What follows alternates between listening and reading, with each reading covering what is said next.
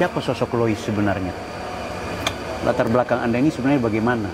Dari kecil, dari kehidupan Anda, keluarga Anda, kenapa kok tiba-tiba jadi orang yang punya pemikiran cemerlang dan bahkan menjadi figur publik, dan Anda memenangkan kontestasi-kontestasi dunia mungkin fashion dan lain sebagainya, itu gimana? Saking asiknya kita nggak sadar kita sudah duduk bersandar. Nggak apa-apa. Ini memang podcast saya memang. Kalau sampai gini semua.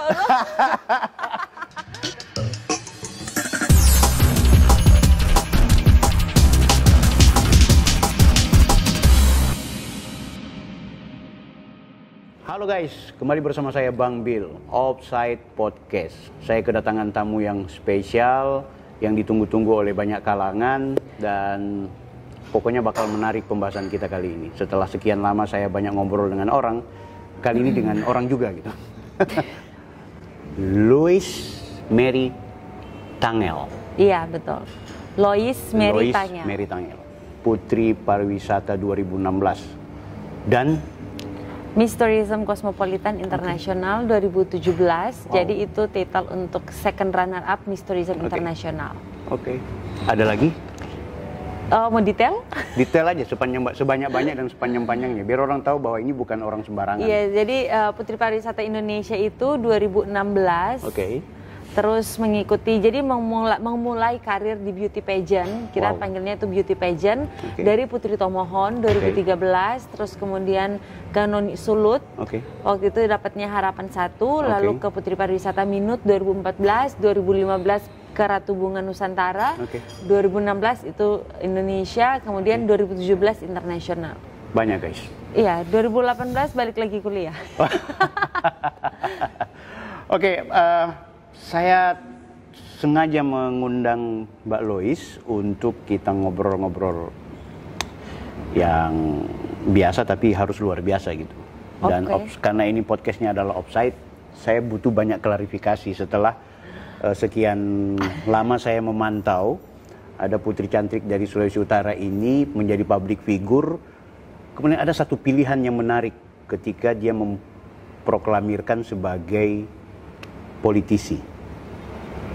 Coba berikan saya dulu semacam pencerahan. Kenapa Anda yang saya tahu sebagai, bahkan mungkin banyak orang tahu Anda ini orang entertain, Anda ini artis di Sulawesi Utara, kemudian kok berorientasi menjadi politisi? Itu gimana coba? Ya mungkin ada yang kaget, ada juga yang sebenarnya selama tahu. Untuk teman-teman sekitar sama keluarga. Tapi sebenarnya Kak, saya pribadi dibesarkan di lingkungan keluarga yang politisi. Oh gitu? Ya, jadi memang punya keluarga yang politisi? Iya, politisi. 2008 itu kan Papa sempat mencalonkan diri sebagai salah satu calon Bupati Minahasa Tenggara. Oh iya, betul. Waktu itu almarhum Papa mencalonkan diri dokter, kalau similarnya manggilnya Beta. Kalau bukan Beta, Dokter Tangel.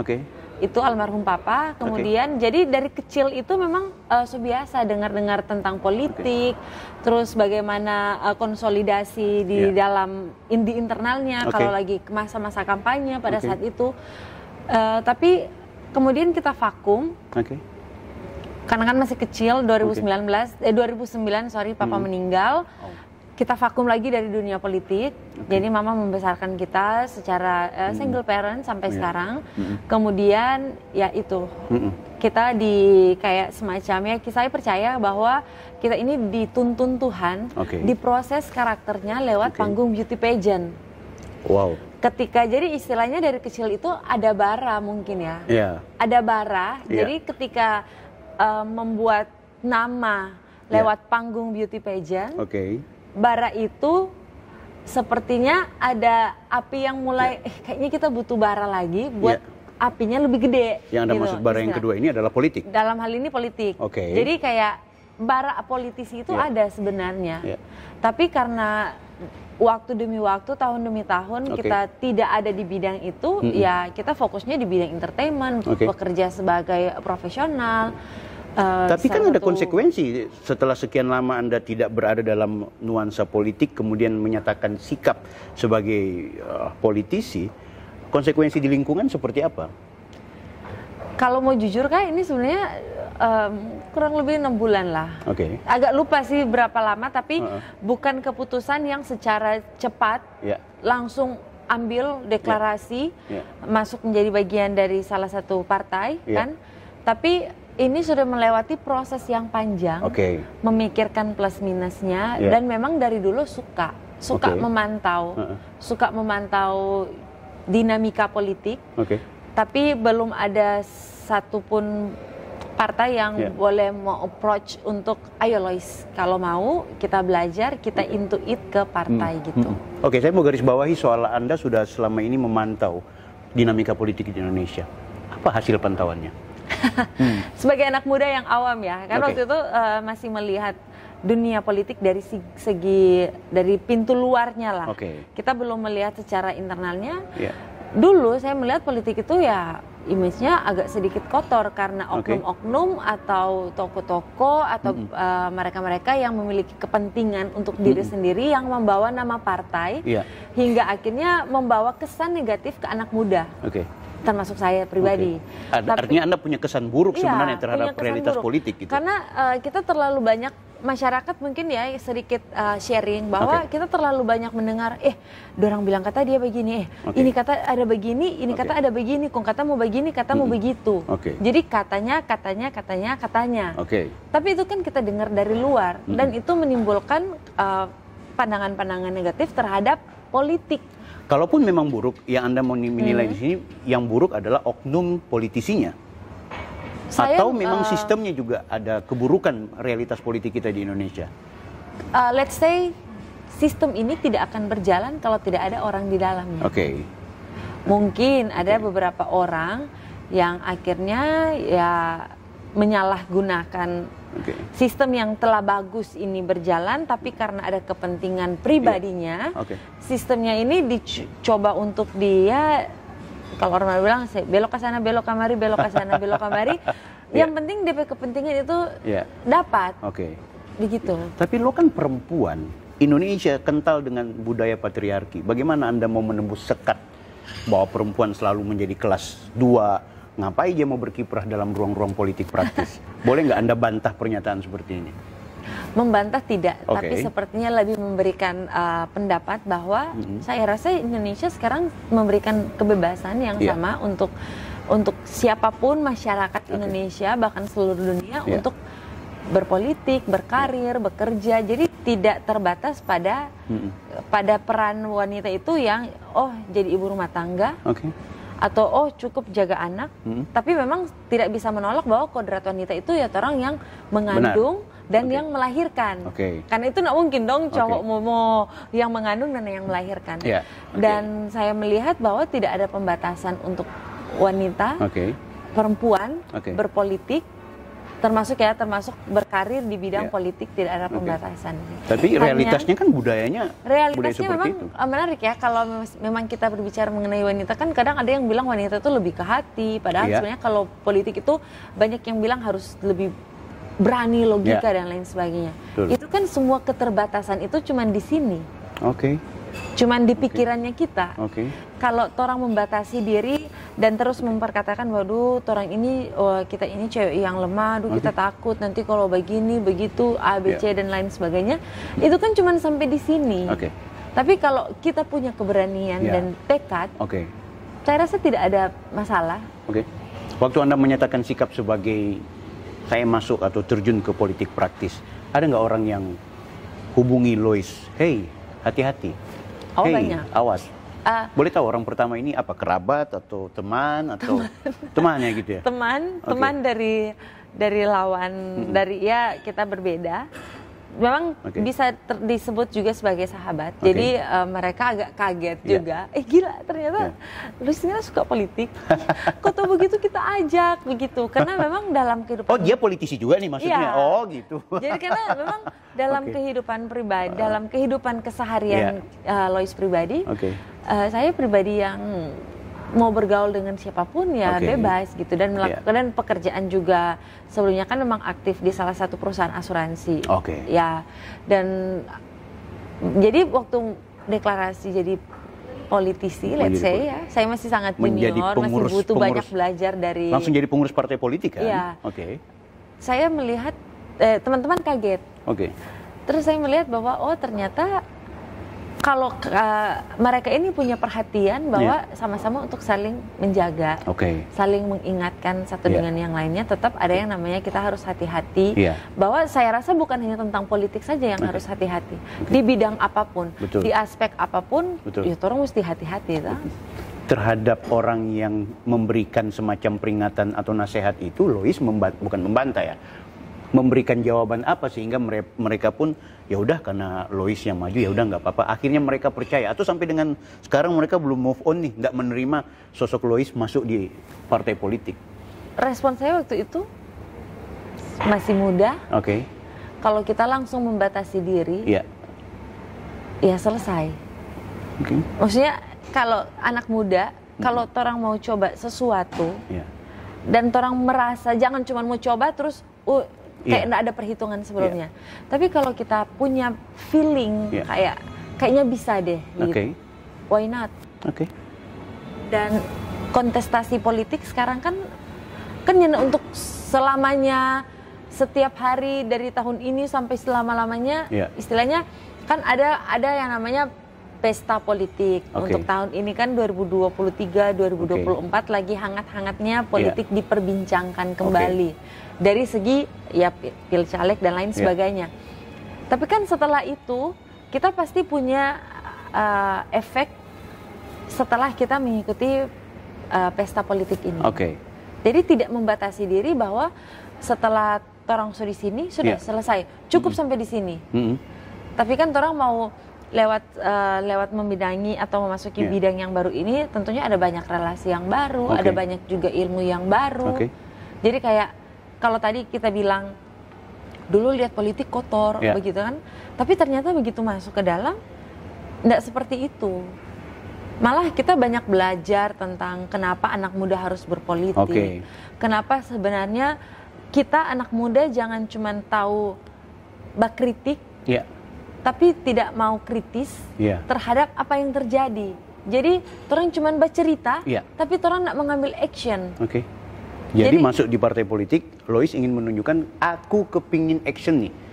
Maksudnya mau kemana atau gimana? Bukan berarti juga mau bilang, bukan berarti juga bahwa orang kalau mau action mesti lewat partai politik. Setiap orang punya bahasanya sendiri, punya caranya sendiri untuk menampilkan tujuannya kan, untuk menunjukkan tujuannya dia, kenapa dia mengambil keputusan itu. Nah terus kenapa masuk partai politik? Lo sendiri bikin pernyataan.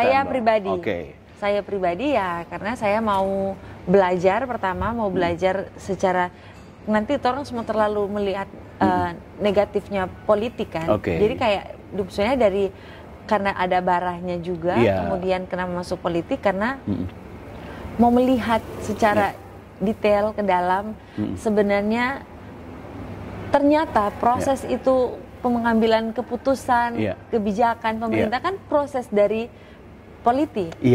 Betul. Nah, mau melihat itu ke dalam ternyata kalau anak muda ada yang apatis, jangan salah. Orang ini semua kebijakan yang orang bilang jangan cuma mengeluh-mengeluh, dah kiapa kok sebegini, kiapa kok sebegitu, kiapa sebegini. Cuman sampai di situ. Nah, karena kita penasaran, kita mau kayak belajar.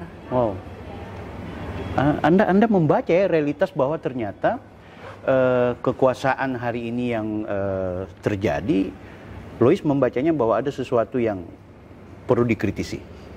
Itu satu garis bawahnya. Pertanyaannya kemudian, berarti Lois juga punya hajatan untuk duduk di kekuasaan?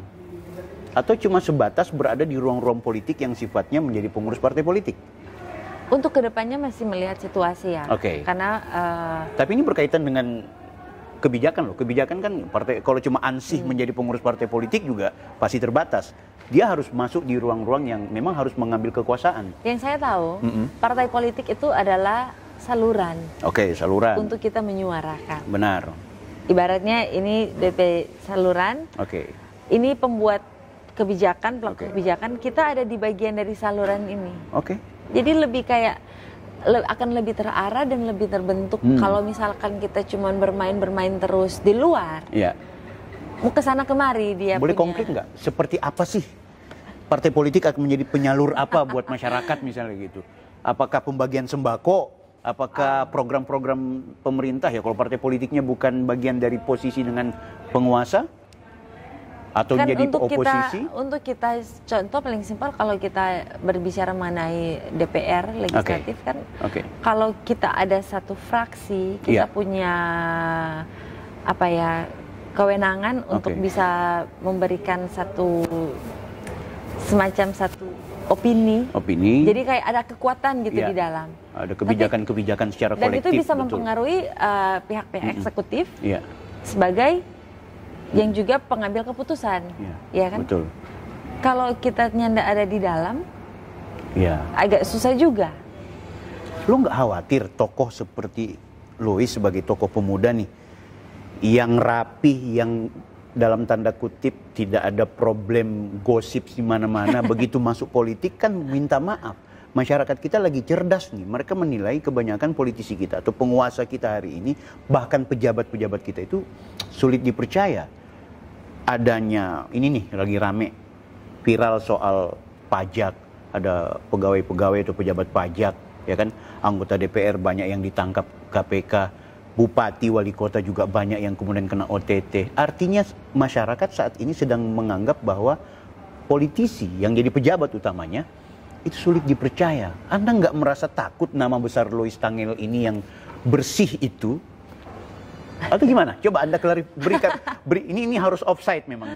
Kalau kita memulai segala sesuatu dengan rasa takut, nanti kita tidak akan bebas untuk berekspresi atau mengambil keputusan.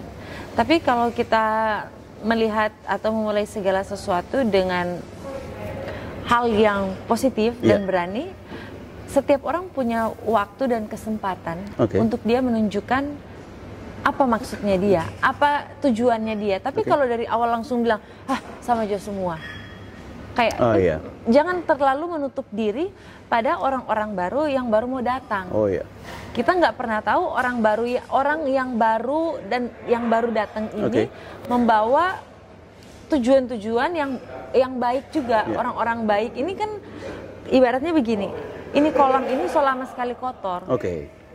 Toh, ada orang baru. Antara dua, dia mau ciri kayak itu kolam atau dia mau coba sebersih itu kolam itu. Lois berada di mana? Kita kan baru datang.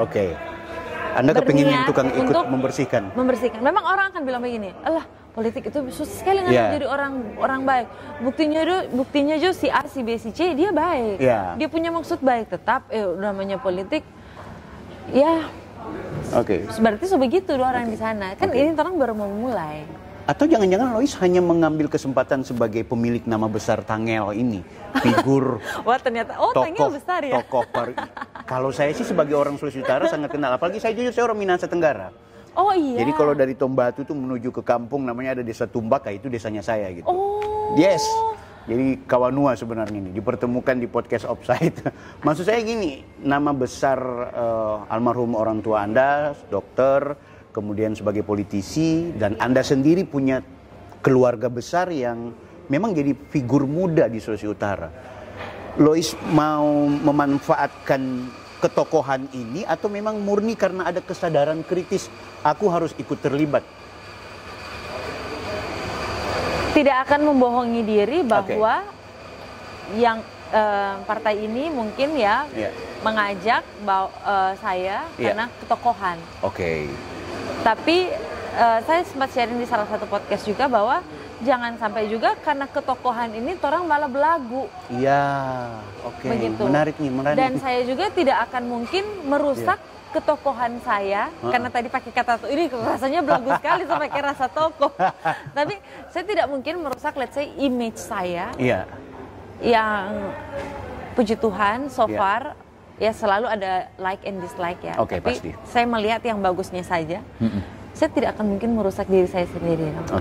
Istilahnya seperti itu. Dan saya tidak juga akan merusak restu dan kepercayaan dari kakak beradik serta orang tua yang memberikan izin. Lois silakan.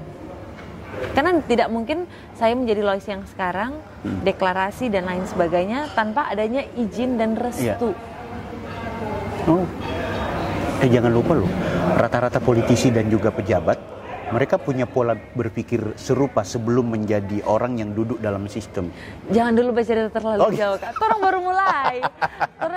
Dia nggak mau jujur kalau dia ini mau nyalon apa aja, nggak mau jujur gitu. Orang baru belum mulai. Belum terbuka, oke. Baru mulai. Jangan dulu terpikir.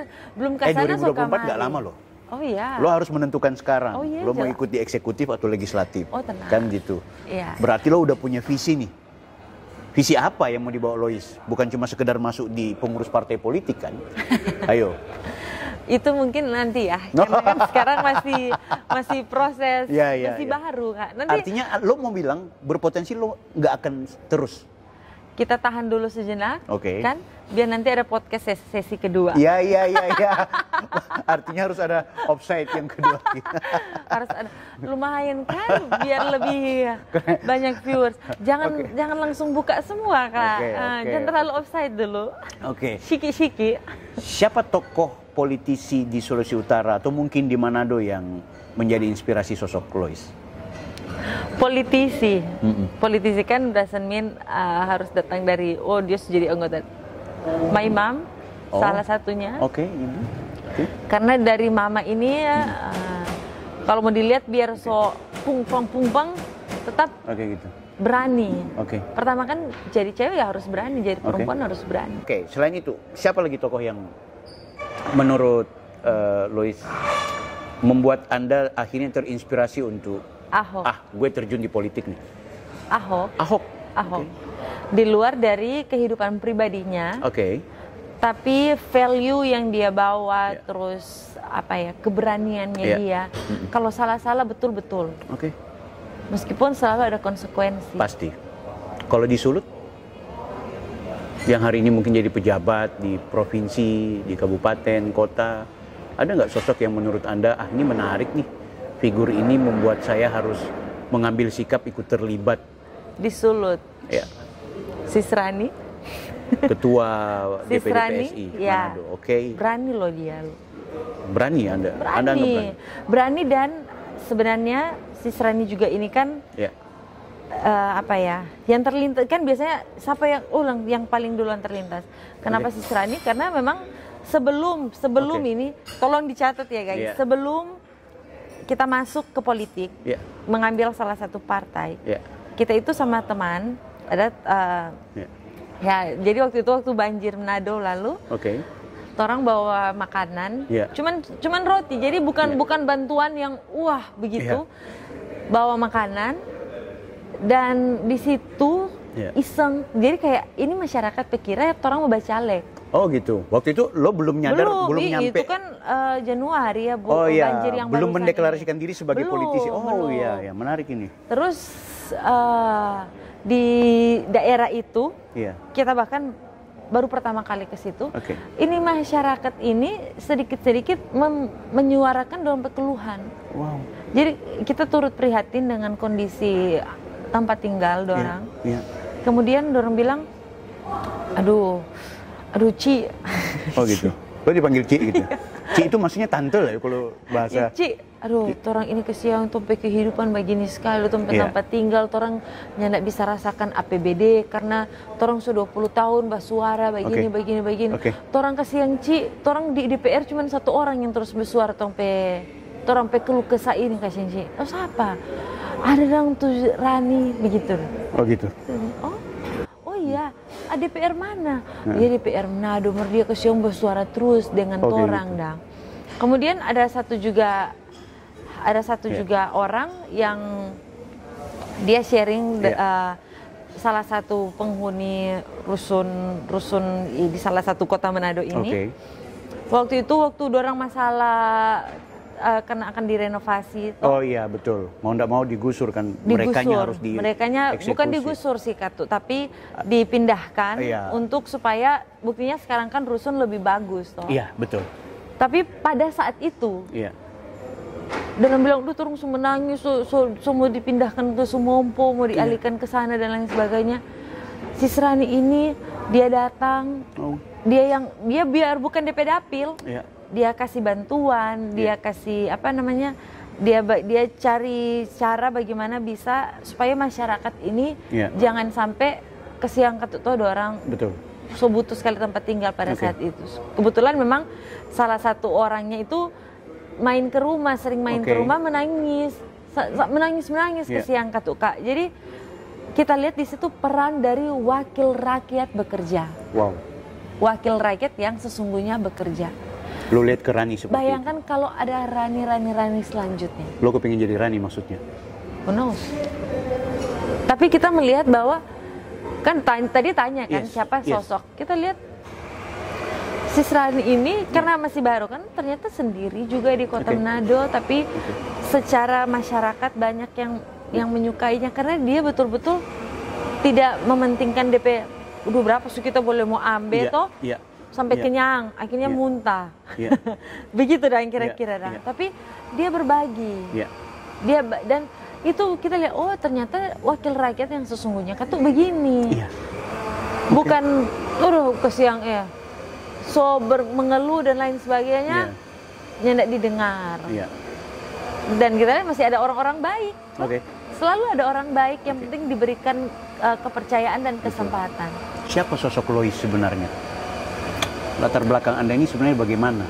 Dari kecil, dari kehidupan Anda, keluarga Anda, kenapa kok tiba-tiba jadi orang yang punya pemikiran cemerlang dan bahkan menjadi figur publik? Dan Anda memenangkan kontestasi-kontestasi dunia mungkin fashion dan lain sebagainya. Itu gimana? Saking asiknya kita nggak sadar kita sudah duduk bersandar. Enggak apa-apa. Ini memang podcast saya memang. Kalau sebegini semua kita memang offside gitu, tapi aku lihat lo kayaknya terharu banget ketika lo ceritain sosok Rani dan melihat banyak masyarakat yang membutuhkan pertolongan. Kita sejauh, jadi tolong yang menonton ini catat ini jauh dari sebelum kita diajak, kita sudah mulai melihat, biasanya wakil rakyat yang ini, yang disebut wakil rakyat atau pemimpin, cuman ada kalau ada proposal, pergi. Ada mau, orang kasih proposal, orang terima, begitu dong. Tadi kalau mau ditanya sosok, karena kita dari kecil itu besar dari seorang ibu yang single parents kan, papa meninggal waktu masih 12 tahun. Jadi dari kecil itu kita dibiasakan untuk menjadi anak-anak yang tough begitu. Jadi bukan anak-anak yang manja. Orang butuh apa, mama bisa provide begitu. Dan dari kecil karena mama dan papa datang dari background keluarga pelayan, satu pelayan Tuhan, pendeta, mama, satu melayani masyarakat, dokter. Keren. Ya, dan kalau mau dengar mama dan papa punya kisah di tahun 90-an itu, 90 tugas di tim-tim waktu itu masih perang dan lain sebagainya. Jadi kita pikir-pikir memang ini kita dibesarkan di keluarga yang dari dulu juga orang perjuangan tough sekali. Betul. Gitu, dan besar besar 5 kakak beradik perempuan semua. Kakak Priscilia Tangel yang mantan penatua, yang pernah menjadi ketua pemuda Sinode Geming. Sangat dikenal. Pemimpin juga kan, kita lihat keren juga ini kakak beradik ini tough sekali semua. Saya nggak bayangkan kalau almarhum ayahanda ini masih hidup dan melihat anak-anaknya yang sukses hari ini. Apalagi lo yang udah memutuskan untuk menjadi politisi. Mungkin kaget beliau kan. Tapi bukan cuma kaget, beliau pasti akan support karena dia punya darah politisi. Iya, begitulah kira-kira. Tapi kalau misalkan papa juga masih ada, mungkin orang nggak akan seberani yang sekarang. Begitu. Let's say mau sharing bahwa untuk teman-teman anak muda di luar sana, kalau sekarang merasa kita hidup rupa dapat pakai terus kayak the universe keep pakai sana pakai sini tuh, ternyata ada sesuatu yang lebih besar yang Tuhan siapkan. Lo merasa terpakai-pakai itu atau merasa terombang-ambing? Oh iya dong. Boleh Pak. lebih spesifik ceritakan apa yang membuat Anda menganggap No, saya sedang tidak melankolis seperti Denny Sumargo ya, tapi saya cuma kepingin cari tahu karena lo inspirator lo inspirator banyak orang. Boleh ceritakan 5 kakak beradik ini kan orang besar kehilangan papa kan dari beda-beda umur. Coba tanya ke teman-teman mungkin yang suka kehilangan papa yang sekarang fatherless lah, fatherless. Memang nak mudah orang mau hadapi hidup sebagai anak yatim. SMP kelas 2, kelas 3, SMA kita masuk asrama, mama masuk SMA, mama kasih masuk kita asrama. Lydia kakak itu masuk IPDN, kakak Prisi kan kedokteran. 2 ini adik bungsu, Devona sama Blessy, mama bawa terus. Jadi mama pelayanan di mana, mutasi kemana mama bawa. Jadi dari SMA itu sudah biasa fight sendiri. Maksudnya mamanya ndak, ma minta nasi, dapa. Ma mau ambil ini, kasih begitu. Kalian memang mandiri sejak awal. Dan mungkin itu mental yang terbentuk di kita kan. Jadi kalau tadi tanya kenapa dari sosok Lois Tangel mau berani begitu? Ya karena memang dari dulu kayaknya Tuhan tidak izinkan untuk kita ada di zona nyaman terus. Siapa yang bilang kita nyaman ikut putri-putrian? Oh gitu. 2016 masih kelas 2 SMA. Iya, setelah 2016, iya benar. 2016 kelas 2 SMA baru mau naik kelas 3 sudah jadi Putri Tomohon. Iya. Yang lain lagi belajar, kan sekolah asrama. Jadi dapur tutup, makan malam cuma dari jam 6 sampai jam 7, dapur sudah tutup. Kita, yang lain lagi bikin PR, kita lagi bertugas. Wow. Dan itu asrama loh Kak. Jadi pulang dari bertugas itu pakai selempang, kita menjadi anak asrama yang waktu itu tongpe asramanya kita yang bukan asrama mewah. Oh. Asramanya kita itu yang orang kalau mandi harus tampung air, toh baru mau mandi air mati, terus di Tomohon dingin, toh yang lain selesai tidur, yang lain bobo, kita baru memulai bikin tugas. Jadi proses itu ternyata yang bawa kita jadi Lois yang tough. Terus yang lain tralala trilili dengan teman-teman. Dorang udah tertawa-tertawa, kita langsung ini 16 tahun loh Kak. Siapa, apa kabar? Keren. Siap. Jadi kalau mau dibilang akhirnya kita menjadi pribadi yang lebih dewasa mungkin. Jadi kalau sekarang mau bercerita dengan yang seumuran dengan kita dan yang mungkin menjalani proses anak muda normalnya seperti itu, kita agak kurang nyambung. Wow. Karena dari umur 16 kita sudah berlaga menjadi anak umur 22. Bergaul dengan tokoh-tokoh masyarakat, pejabat-pejabat publik, bergaul dengan pengusaha-pengusaha yang luar biasa. Karena ada titel yang kita bawa. Wow. Jadi dari dulu saya bilang, pokoknya Lois kalau pakai selempang bukan Lois ya. Anda dalam ada yang yang dah taruh di sini, so jadi itu. Jadi no matter how old you are, nak peduli ngana masih umur berapa, kelas berapa, ngana so jadi Putri Tomohon, Putri Pariwisata. Tapi di balik tempaan dan juga kesuksesan itu, ada nggak sesuatu yang Lois merasa aku sepi nih, aku merasa rindu dengan sesuatu? Aduh betul tisu. Wah? Nah. Kadang-kadang kan orang di kamera tuh ya kelihatan dia tertawa, dia senyum. Di ruang publik dia memperlihatkan bahwa saya adalah sosok yang hebat. Halo, kadang-kadang dalam kesendiriannya dia mengalami ada kesulitan secara. Saya nggak meminta Anda bongkar di sini, tapi bisa nggak diakui bahwa Lois yang dipandang ideal oleh banyak orang ternyata juga punya sisi-sisi yang perlu menjadi perhatian.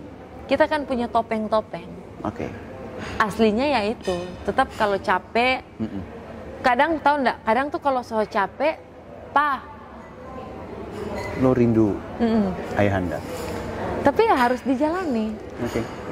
Cuman begitu. Capek apa maksudnya ini? Capek batin. Capek batin. Lo juga sosok Lois yang menjadi figur ini juga punya kelelahan batin. Milintis. Tapi enggak, tapi sorry. Semakin lama terbiasa, akan jadi biasa karena terbiasa. Jadi jangan orang menilai selalu satu tokoh, satu public figure ini hanya dari kacamatanya pribadinya orang. Betul. Orang butuh melihat dia di belakang itu sejarah itu bagaimana. Tapi memang tompe 2 jari ini, nah akan orang bisa tahan kalau coba komen, dong cuma mau lihat orang yang sekarang, tapi untuk melihat mental seperti apa dia dibentuk, orang nggak bisa lihat. Dan orang juga nggak mungkin mau menjelaskan satu-satu. Lo mau bilang apa ke papa tadi? Cuma bilang, Pa. Kalau dia misalnya menonton misalnya. Aduh. Ya, baiklah. Oke, kita ubah topik. Kalau papa lagi menonton terus dia telepon, kita lari, Kak. Ampun. Kita takut. Maksudnya, kira-kira kalau beliau ada dengan segenap semua beban atau apapun yang sekarang dirasakan oleh Lois, lo sebenarnya mau menyampaikan apa ke sosok ayahanda? Honestly, kita percaya dengan kalimat we have to live a life to live legacy. Yes. Orang menghidupi kehidupan untuk meninggalkan legacy. Tahu nggak Kak? Tapi Papa itu 2009 semua 13, berarti tahun ini semua tahun ke-14 November betul. Ini. Sampai detik ini Kak, kalau orang tahu, oh nama siapa? Lois Tangel. Yeah. Oh Tangel, oh nggak ada Papa yang ini. Yeah. Kita kayak, hah? Tapi Papa 14 tahun lalu loh. Iya. Yeah. Dan kalau tapi Papa dengar, rupa film-film, rupa kayak ya TV-TV. Apa yang kita rasakan sekarang mungkin tapi Papa legacy yang dia tinggalkan. Benar. Part of his legacy. Doesn't mean 100% tapi Papa legacy, tapi part of his legacy turun 4 orang. Pak kakak ada nak cuman kita. Yes. Begitu. Kalian melanjutkan. Untuk teman-teman kira-kira ada pesan nggak? Untuk teman-teman di luar sana, ya. Kalau mau bilang pesan, jangan pernah melihat hidupnya orang itu sekarang adalah akhir dari segalanya. Wow. Karena saya pun tidak pernah menyangka akan menjadi Lois yang seperti sekarang ini. Tidak mau bilang juga kita hebat, tidak. Tapi menjadi Lois yang Tuhan bawa, punya mental yang, nggak mau bilang juga kuat sekali, enggak. Oh, Tuhan siang kalau kuat sekali, sempurna sekali, Tuhan yang itu. No? Tapi mau dibilang bahwa kalau teman-teman saat ini lagi ada masa down, jalani saja. Tapi jangan pernah melabel orang pediri selesai di situ. Ingat sekali waktu Papa pergi, Mama bilang, tetap mau sekolah. Mama pegang kepala begini, terus bilang, Lois tetap mau sekolah. Luar biasa ibu Anda ya. Dan kita pikir, iya kan, kalau kita pikir waktu itu langsung melabel diri dan memposisikan diri kita anak yatim, soalnya ada papa, begini, semua lebih dilantik orang. Dan ibu hadir ya, mama hadir ya selalu. Iya, mama waktu itu tugas di Pangu, di Minas Tenggara, kita di Manado, jadi mama cuman ya datang pergi. Tinggal waktu itu kakak kan di sini bertiga orang. Yang mau bilang ke teman-teman bahwa hidup yang orang jalani sekarang mungkin orang rasa susah. Asalkan orang yang tidak merusak tong pediri, merusak ya, sekalian membagi pesan. Selalu ada promosi-promosi Adikodrati yang akan datang ke depannya. Keren. Tapi yang paling penting adalah menjaga nama baik. Jangan sampai musuh cari cepat, ada tektu bagus di depan, tapi karena musuh ini cepat ini, peluang ditinggalkan. Jujur Kak, kita ada sekarang ini kita tidak ada rasa takut karena kita secara sadar kita punya masa lalu yang kita bisa pertanggungjawabkan. Anak muda di luar sana kalau punya teman-teman, kalau ngoni punya rasa, ngoni punya ada potensi, jaga. Betul. Terus nggak pernah tahu ini bunga mau mekar kapan. Betul. Tapi kalau sekarang tuh bunga so mekar, biarkanlah bunga itu harum. Keren.